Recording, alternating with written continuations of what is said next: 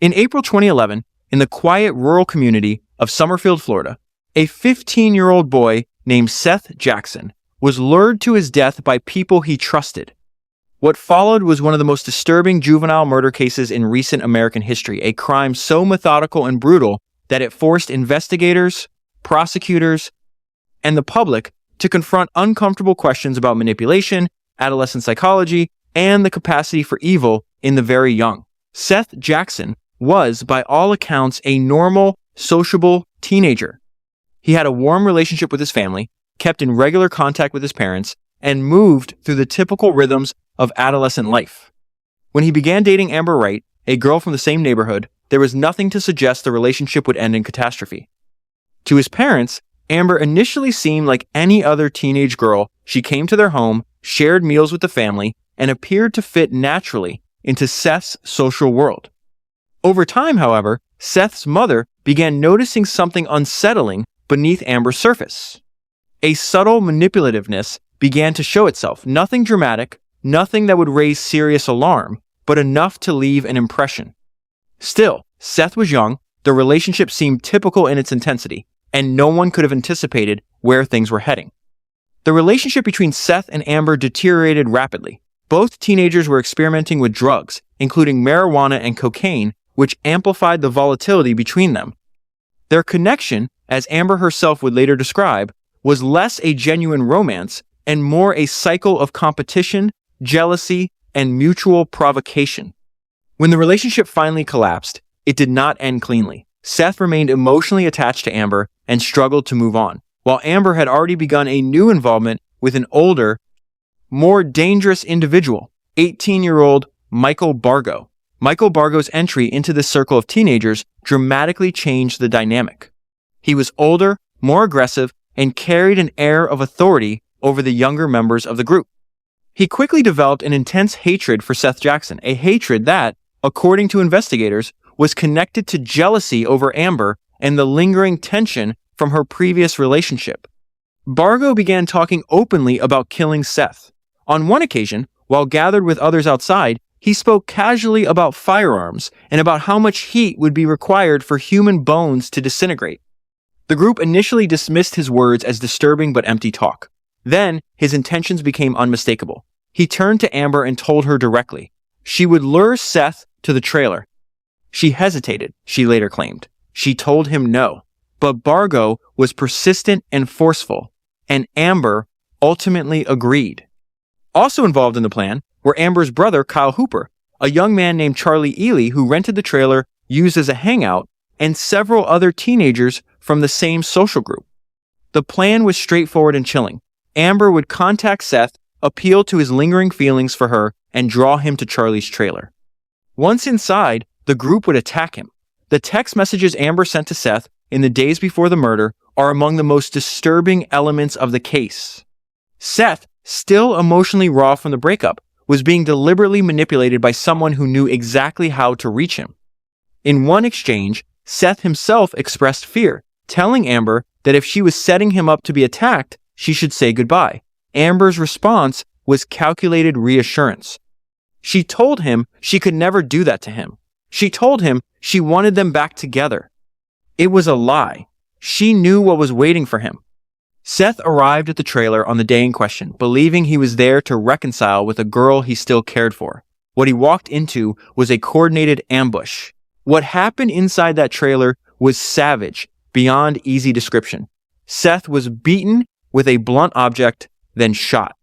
In a desperate attempt to survive, he managed to break free and run, making it almost to the road before he was shot again and dragged back inside. He was placed in a bathtub and shot once more. The violence did not stop there. His kneecaps were broken with the intention of folding his body into a sleeping bag for disposal. His teeth were removed with pliers.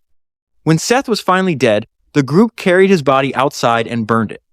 While the fire consumed him, the people who had killed him sat around it through the night, drinking, talking, and laughing as if gathered around a bonfire at a casual social event. The remains were later shoveled into 5-gallon buckets. Those buckets were carried to a nearby lime pit and thrown over the edge of a cliff. One broke open on impact, scattering Seth's ashes along the rocks below.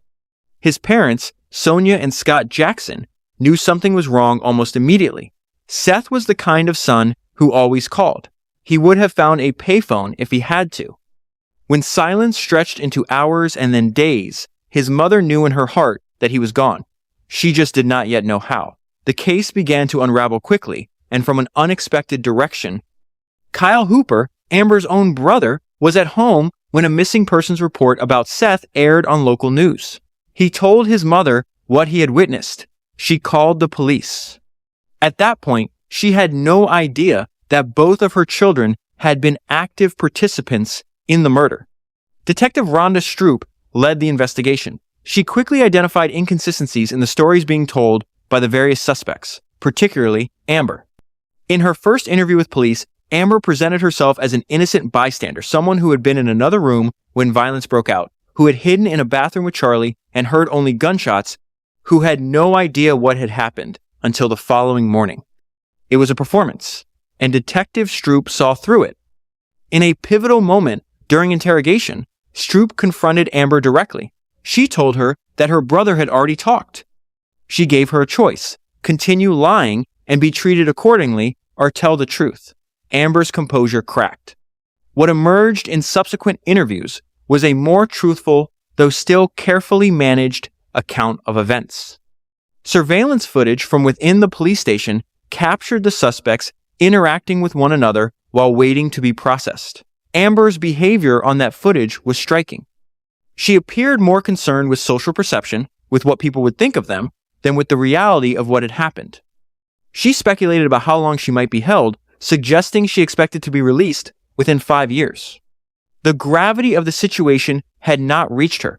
Prosecutors made an early decision. There would be no plea deals. The nature of the crime, the planning, the torture, the disposal of the body warranted the most serious charges available.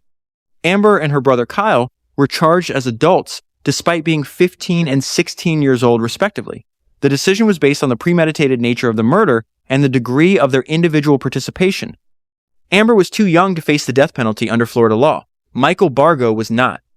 At trial, the prosecution presented the text messages, the witness testimony, the physical evidence, and the surveillance footage. The defense attempted to frame Bargo as the sole architect of the murder, and Amber as a young girl under his control, too frightened and too manipulated to resist. Prosecutors rejected this framing entirely. Their argument was precise. Without Amber Wright, Seth Jackson never enters that trailer. Every act of violence committed against him that night was made possible by her decision to send those messages, to reassure him, to bring him there. The beating, the bullets, the fire, all of it traced back to her. Kyle Hooper showed some degree of remorse during proceedings. Amber, according to those who observed her throughout the legal process, showed none. She was convicted of first-degree murder and sentenced to life in prison. Michael Bargo was sentenced to death. Years into her sentence, Amber gave an extended interview in which she reflected on the crime, her role in it, and who she believed herself to be now. She rejected the label of monster, though she acknowledged that the behavior she engaged in was monstrous. She described the person she had been at 15 as selfish, manipulative, and indifferent to others, someone who pursued her own wants without consideration for consequences. She spoke about contemplating suicide in prison. She said she had accepted that she would never leave, that no appeal would change her sentence, that the life she might have had was gone. She expressed disgust at herself when confronted with the text messages she had sent Seth. She acknowledged, plainly and without apparent evasion, that if she had not made the call that day, Seth would still be alive. Whether this constitutes genuine remorse or a sophisticated continuation of the same manipulative instincts that defined her at 15 is a question that may never be fully resolved. Detective Stroop, who had spent more time with Amber than almost anyone outside her family, remained unconvinced. She described Amber as diabolical, the most dangerous 15-year-old she had ever encountered in her career. For Seth's parents, no verdict and no sentence has provided closure in any meaningful sense.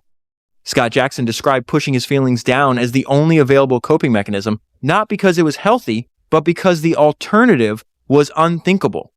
He spoke with barely contained fury about what had been done to his son, about the complete dehumanization of Seth's final hours, and about the people responsible.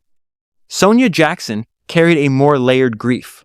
She spoke of praying for Amber, of trying to hold sympathy for the young people who had also lost their futures to this crime. But she was clear-eyed about one thing. Nothing Amber could say would change anything. Her son was gone. Forgiveness, if it ever came, would be for Sonia's sake, not Amber's, and it had not come yet. Tracy Hooper, Amber and Kyle's mother, lost both her children to the justice system on the same day. She maintained that they had been good kids, that she had known their friends in their neighborhood, that she had worked hard and trusted them. She believed that evil had walked into their lives in the form of Michael Bargo and changed everything. Whether that explanation is sufficient, whether it accounts for the choices her daughter made, is something the evidence makes genuinely difficult to accept. The Amber Wright case resists simple categorization. It is not merely a story about a dangerous young girl, nor simply a story about a manipulative older boy who led others astray. It is a story about the intersection of adolescent volatility, unchecked cruelty, and the terrifying ease with which ordinary social environments can become the backdrop for extraordinary violence. Seth Jackson deserved none of what happened to him. He went to that trailer because someone he loved told him she wanted him back. He died because that love was used as a weapon against him. He was 15 years old.